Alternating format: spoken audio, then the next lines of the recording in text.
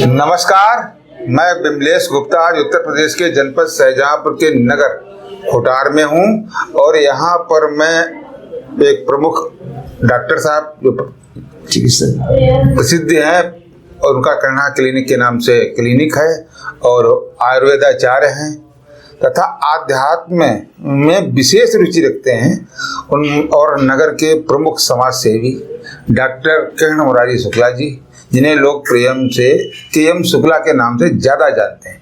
हम उनसे बात करने आए हैं।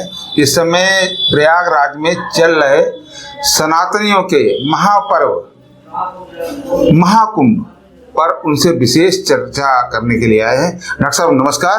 डॉक्टर साहब, हम आपसे जानना चाहते हैं कि कुंभ क्या है? कुंभ का शाब्दिक अर्थ है घड़ा जी। तो मनुष्य जब से पृथ्वी सृष्टि हुई, मनुष्य सभ्य हुआ, जब से सामाजिक जीवन जिया, तब से मनुष्य ने अमृत की खोज करना प्रारंभ कर दिया। अमृत क्या है? अमृत को ढूंढ रहा है। तो वो अमृत जो कुंभ है, उस अमृत कुंभ से ही उसको संबोधित किया गया है। तो ये एक तो कुंभ है, घड़ा घट है। दूसरा ये शरीर भी, इसको भी कुंभ कहा जाता है। और शरीर को जान लेना और उसकी विधिवत उसकी व्यवस्था चिकित्सा करना ही अमृतत्व की प्राप्ति है। अच्छा, सनातन में कुंभ का क्या महत्व है डॉक्टर साहब? सनातन काल से, सनातन कहते हैं आदिकाल से जी। आदिकाल से जब से मनुष्य सामाजिक जीवन में आया, तब से उसने अपनी सुख सुविधाओं की चीजों को ढूंढना प्रारंभ किया और उसका यह प्रयत्न रहा कि मृत्यु से कैसे बचा जा सके। इसलिए उसने इस संसार का पूरा संसार की छानबीन की, अध्ययन किया और उसी छानबीन को हमारे जो सनातन में है उसको नाम दिया है कि समुद्र मंथन। ये संसार ही समुद्र के रूप में है। अपार संसार समुद्र मध्य, शंकराचार्य ने लिखा है, ये संसार ही समुद्र है। तो इसमें जो खोज की तो उनको ऐसी बहुमूल्य 14 चीजें प्राप्त हुई जो थी अब भी हैं। उनको ढूंढने के बाद जो मंथन किया, संसार में जो पूरी अध्ययन किया, और 14 चीजें मिली। उन 14 चीजों में वो पहली चीज है श्री माने लक्ष्मी। दूसरा चीज है रंभा, प्रतीक है स्त्री। तीसरी चीज है विष, मारक चीजें। मारक चीजें अपनी सुरक्षा के लिए एवं शत्रु के लिए प्रयोग करते थे। तो विष बारुणी। चौथी चीज है बारुणी। बारुणी कहते हैं सुरागी, अमृत, शराब के लिए। तो अमीय कहते हैं औषधि को। शंख कहते हैं, शंख प्राप्त हुआ, शंख प्रतीक है संगीत का, म्यूजिक का, जिसको कहते हैं ऑडियो। हाँ, तो कलाकार शंख, शंख, गज, बाज और हाथी घोड़े। हाथी घोड़े का तात्पर्य है वाहन।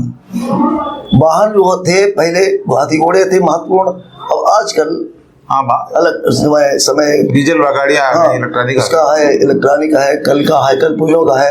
तो आजकल वाहन है जिसके पास होता है, वो महत्वपूर्ण है। आज भी हमारे जीवन में वाहनों का अत्यंत महत्व है। तो गजबाज, धनु, धन्वंतर, धनु कहते हैं जो शत्रु से लड़ने के लिए और अपनी सुरक्षा के लिए। तो वो हमारे लिए धन के मतलब धनुष्वाण। हाँ, धनुष्वाण। और उसका प्रतीक आजकल जो है हमारे पास जो वेपन्स वगैरह, जो हमारे वेपन्स हैं, हमारे जो असला हैं, जो हमारे पास राइफल, बंदूक, ये हमारी सुरक्षा की चीजें हैं। ये इसको महत्वपूर्ण बताया। धनु, धन्वंतर, धेनु, तरु। और धेनु कहते हैं गाय के लिए। धेनु शब्द पूरे पशु जगत के लिए आता है। जीवन, हमारे संसार में पशुओं का क्या महत्व है, हमारे देश में पशुओं का क्या महत्व है, गाय का क्या महत्व है, तो उसको भी उन्होंने रत्न की श्रेणी में रखा। धेनु, तरु, तरु शब्द है वृक्षों के लिए। तो पर्यावरण के लिए आज भी सब लोग परेशान हैं कि जहाँ वृक्ष काटे जा रहे हैं, वृक्षों का नाश हो रहा है, तो उस पर पूरी दुनिया परेशान है। इससे पर्यावरण संतुलन बिगड़ता है। तो उनको पहले हमारे ऋषियों ने भी इस बात को ध्यान दिया कि हमारे वृक्षों की हमारे जीवन में क्या महत्व है। तो उसको उन्होंने रत्न कहा। धेनु, तरु, चंद्रमणि। चंद्रमा कहते हैं, चंद्रमा जो है हमारी शीतलता देता है, हमारे जीवन का वो जीवन का प्रमुख जीवनी तत्व है जी। चंद्रमणि रविवाज, और उसे हाथ सूर्य के लिए कहा गया। सूर्य जीवन का, सूर्य तो जीवन ही है, ये ऊर्जा का स्रोत है, और मनुष्य संसार की जितनी भी चीजें बनी है वो ऊर्जा से बनी है। तो सूर्य ऊर्जा का केंद्र है। धनुधंतरि धेनुतर चंद्रमणि रविवाज, तो ये सब चीजें 14 रत्न बताएंगे। तो 14 रत्न जो बताए गए थे तो वो समुद्र मंथन के हाँ, दौरान, समुद्र मंथन का मतलब यही, इसी संसार में खोज किया गया, संसार में चीजें निकली, वो थी और अब भी है। तो ये जो अमृत कलश वाली बात है, तो मनुष्य का अमृत कलश जो है वो भगवान धन्वंतरि के जो समुद्र मंथन में प्राप्त हुए चिकित्सा क्षेत्र में, चिकित्सा के यानी धन्वंतरि जो चिकित्सक था, वो उन्होंने मालूम हुआ चिकित्सा भी बहुत महत्वपूर्ण चीज है, इसलिए उन्होंने उसको रत्न की श्रेणी में रखा। और उसके जो चिकित्सक की औषधियां हैं, औषधियों को अमृत कहा, क्योंकि औषधि ही मनुष्य को मरने से बचाती है, जीवन रक्षक है, इसलिए औषधि को अमी कहा गया, इसीलिए उसका नाम अमृत कलश। हाँ, या इसलिए अमृत अगर है तो औषधि है, क्यों आदमी जब मरता हो और उसको बचाने वाली दूसरी कोई चीज नहीं है, केवल औषधि है, इसलिए अमृत कम। और दूसरा अमृत, एक तो औषधि है, दूसरा अमृत है ज्ञान। ज्ञान को भी अमृत कहा गया है। हाँ, ज्ञान रूपी अमृत भी होता है। ज्ञान रूपी अमृत है। ज्ञान से मृत्यु भय खत्म होता है संसार में। और जितने भी महत्वपूर्ण काम मनुष्य करता, बुद्धि के समान, ज्ञान के समान कोई पवित्र चीज संसार में नहीं है, ऐसा गीता में लिखा है। नहीं ज्ञान सदृश पवित्रम ये विद्यते, जिस संसार में ज्ञान के समान कोई पवित्र चीज नहीं है। तो ज्ञान, उसको भी उन्होंने अमृत कुंभ से प्राप्त किया। तो हमारा शरीर भी कुंभ है, इसलिए शरीर की जो जानकारी पूरी है, चिकित्सक लोग शरीर की जानकारी करते हैं, उस शरीर में ही सब हमारे जो ब्रह्मांड में है वो हमारे शरीर में है। जितने तत्व हैं वो सारे तत्व हमारे इस शरीर की रचना में भाग लेते हैं, उसी ब्रह्मांड, हम ब्रह्मांड का एक अंश है। तो शरीर की जानकारी भी, इसको भी कुंभ कहा उन्होंने। और इस शरीर की पूरी तरीका से चिकित्सकीय जानकारी हो, उसकी हित का जानकारी हो, तो अमृतत्व इस शरीर से ही प्राप्त किया जा सकता है। यही कुंभ है, यही कुंभ है। हाँ, दोनों कुंभ है, ये कुंभ है और औषधि, दूसरा कुंभ है औषधि का कलश, दूसरा ज्ञान कुंभ है। ये सब है। अरे डॉक्टर साहब, हम आपसे एक बात जानना चाहेंगे जी कि ये कुंभ जो आता है, ये 12 वर्षों के बाद ही क्यों आता है? ऐसा है जी, कि जैसे साल में 12 महीने होते हैं। जी जी। तो ये पृथ्वी, ये चक्र जो पृथ्वी का लगाती है 12 महीने में लगाती है, तो एक चक्र पूरा होता है। ऐसे जब 12 चक्र हो जाते हैं पूरे, तो एक कुंभ होता है, कुंभ पर बनाया जाता है। तो 12 बार, जब 12 बार ऐसे चक्र हो जाते हैं, तो 12 चक्र होने के बाद एक बार कुंभ पड़ता है। तो 12 चक्र में 144 वर्ष में 12 से गुणा करो, तो 144 वर्ष बाद ये कुंभ हो रहा है, इसलिए इसे महाकुंभ कहा। अच्छा, 144 साल पहले भी कुंभ होते रहे होंगे? जब से सनातन धर्म आया है, तब से सनातन धर्म को लोगों ने जाना, तब से ये कुंभ होता आया है। जब से सनातन धर्म की ही ये खोज है।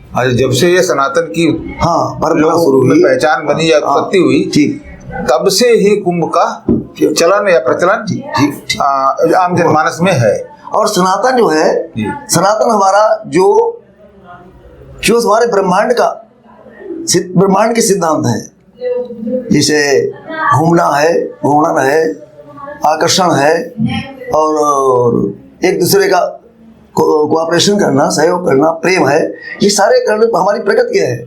और प्रकृति से ही मनुष्य का प्रादुर्भाव हुआ, इसलिए वो सनातन धर्म जो है प्राकृतिक सिद्धांतों का फॉलोवर है। उसके सारे प्राकृतिक सिद्धांत जो यूनिवर्सल लॉज है, वो सारे लॉज हमारे सनातन धर्म में है। इसलिए सनातन धर्म मनुष्यकृत नहीं है, क्योंकि प्राकृतिक सिद्धांत है, प्रकृति जब से हुई तब से चालू है, प्रारंभ है। इसलिए हमारे को कहते हैं मनुष्यकृत नहीं है, ये अपौरुषेय है, अनादिकाल से। हाँ, अनादिकाल से, जब से प्रकृति का विकास हुआ, सृष्टि का विकास हुआ, तब से उनके सिद्धांतों को लिया उन्होंने, उसको उन्होंने सनातन में रखा।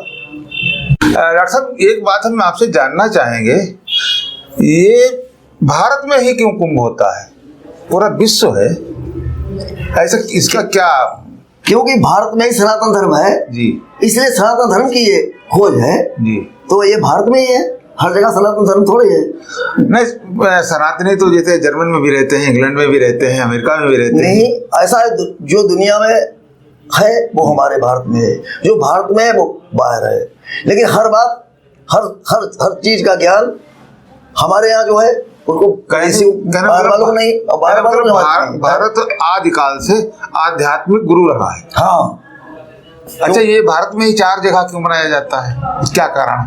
ये भारत में 4 ज्ञान के केंद्र हैं जी। पहले थे नहीं, कुंभ जो मतलब कुंभ माने जो कुंभ माने समूह है जो ज्ञान का ज्ञान राशि। डॉक्टर एक बात पूछेंगे, देखिए 4 स्थान ही क्यों चिन्हित किए गए? ऐसा है जी, ज्ञान की जो ज्ञान राशि है वो उसको कुंभ बताया उन्होंने। अब चूंकि तत्कालीन समय में 4 ही प्रमुख ज्ञान के केंद्र थे, तो इसलिए उन्होंने बताया कि यहाँ वहाँ कुंभ मनाया जाए। तो वहाँ चूंकि पूरे देश की हमारे जो जनता है उसका आपस में सामंजस्य बना रहे हैं।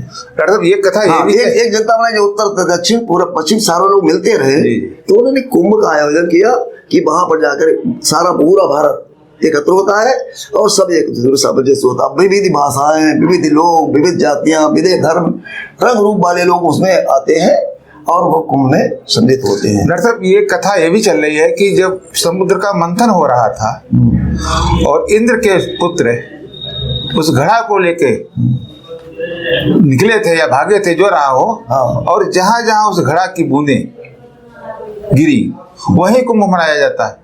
क्या ऐसा है? ऐसा है, ये कथानक है जी।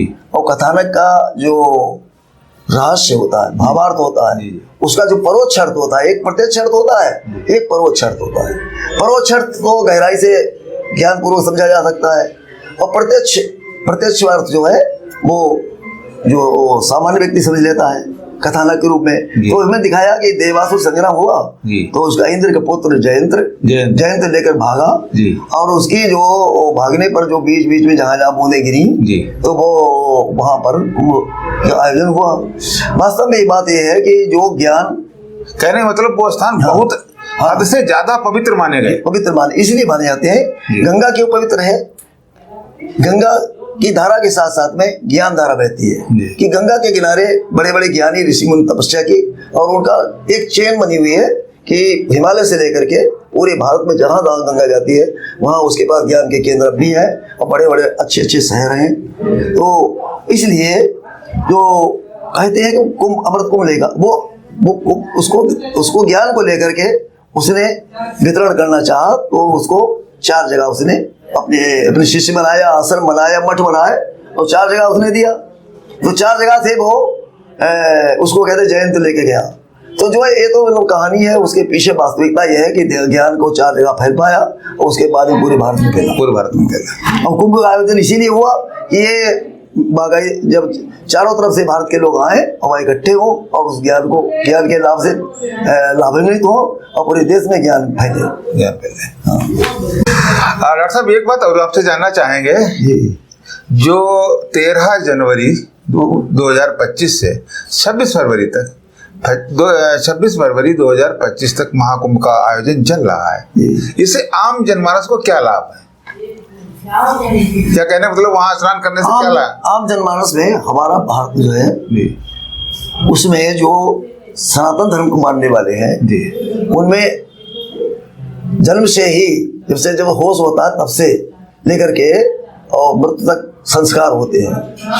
तो अपना संस्कार युक्त जीवन जीने के लिए हमें सीखना पड़ता है, आध्यात्मिक जानकारी लेनी पड़ती है। हमारे कुंभ में पूरे देश के जो विद्वान है आध्यात्मिक वो सारे एकत्र होते हैं। तो वो ज्ञान प्राप्ति से ज्यादा हमारे भारतीयों को और अधिक कोई परिवस्तु नहीं उनसे इसलिए पूरी जनता ऋषियों महर्षियों से ज्ञान प्राप्त करती है और लोग जो इधर चारों तरफ से आते हैं उनसे एक दूसरे विचार विनिमय होता है। और इसके अलावा इसमें कुंभ के अगर आर्थिक दृष्टि देखा जाए तो व्यापार होता है। जहाँ से जहाँ तक पब्लिक जहाँ जाएगी पब्लिक को अपने आवागमन साधन भोजन आवास सुविधा लेनी पड़ेगी तो उसका विषय में उसको देना पड़ता है, शुल्क अदा करना पड़ता है। तो इससे देश की आर्थिक विकास भी होता है। अच्छा, जातिगत भेदभाव ये भी मिटते हैं?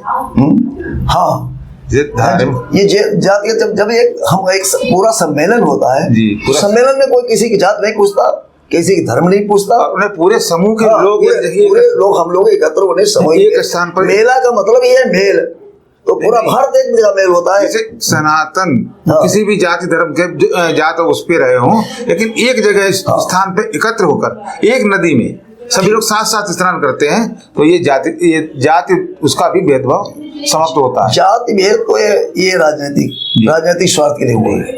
हमारे कहा गया कि शरीर जो हमारा है पूरा समाज जैसे हमारा शरीर है, उसमें मुख बताया कि ऊपर बुद्धिजीवी वर्ग का, बुद्धिजीवी कहते हैं ब्राह्मण, दूसरा है हाथ है श्रमजीवी, वो हाथ है सुरक्षा के लिए तो उसको क्षत्रिय कह दिया, और पैर है हमारे शरीर को पूरा संचालन करते हैं तो सेवा करते हैं तो शूद्र कह दिया, पेट जैसे हमारा है सब एकत्र करके वितरण करता है व्यवसायी से कह दिया, तो ये मतलब ये रूपक है।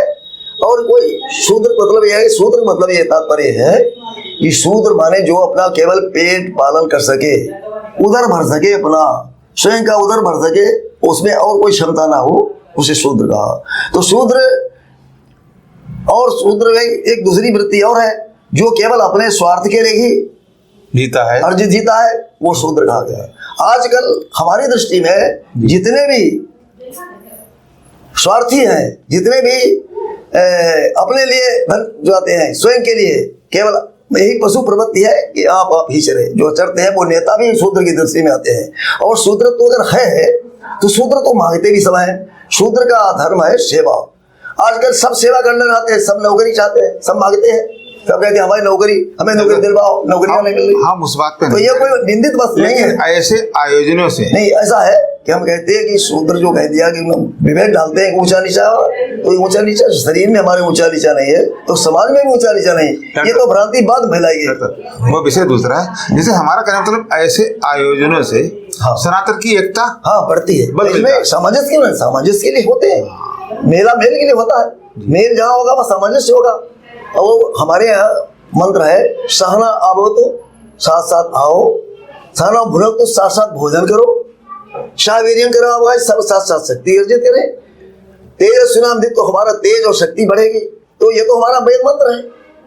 मेले का मतलब मेल कराना। मेल का मतलब आपसी भाईचारा, आपसी प्रेम। ये मेल के लिए, मेला तो मेल के लिए होता है, ये नहीं कि मतलब तोड़ने के लिए नहीं, जोड़ने के लिए है। बहुत बहुत धन्यवाद। और कुछ ये पूछो अपने अक्षय क्या है।